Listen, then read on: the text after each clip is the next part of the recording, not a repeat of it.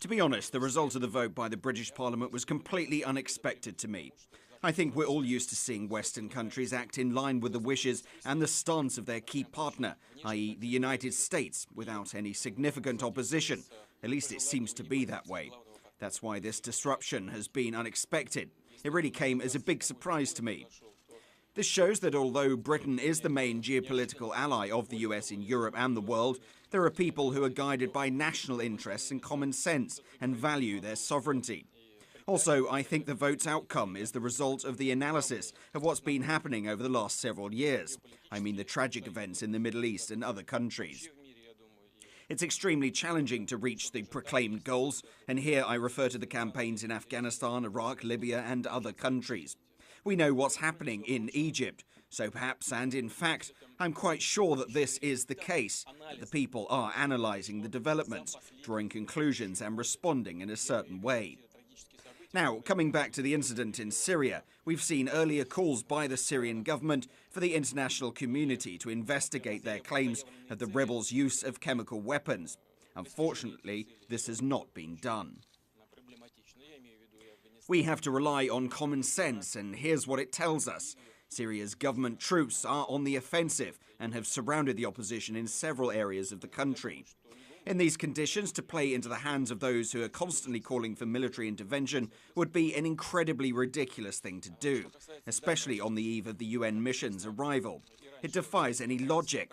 That's why I'm convinced that it's nothing but a provocation on the part of those who want to drag other countries into the Syrian conflict, those who want to win support from the world's powerful players, first and foremost the US. I have no doubts about this.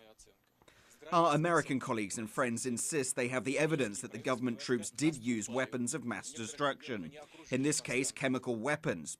Well, in this case they'd better present this evidence to the UN inspectors and to the Security Council.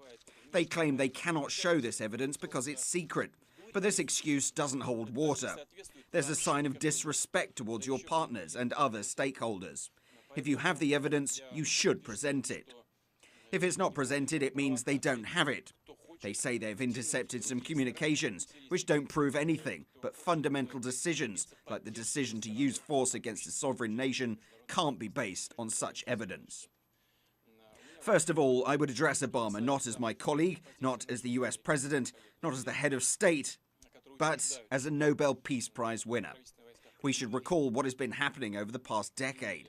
How many times did the US initiate military conflicts in various parts of the world? Has this ever helped to resolve even one problem? I've already mentioned Afghanistan, Iraq and Libya. There's no peace there, no democracy. None of these things our partners sought to bring there. They don't even have basic civil peace and some kind of balance. You have to consider this before you make a decision to launch airstrikes, which will certainly result in casualties, including civilians. Can't you think about that? Shouldn't you think about that? I strongly believe one should think about that. And addressing him as my colleague, I would tell him that soon we'll have a meeting in St. Petersburg.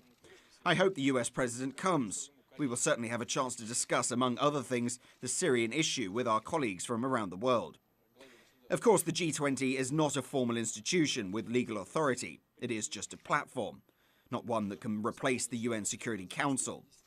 The Security Council alone can sanction the use of force. But it is a good platform for discussing the issue, so why don't we use it? By the way, as regards the interests of the US, even Americans themselves, if you take a look at their media, at what their politicians and experts say, they have mixed opinions about the potential military intervention.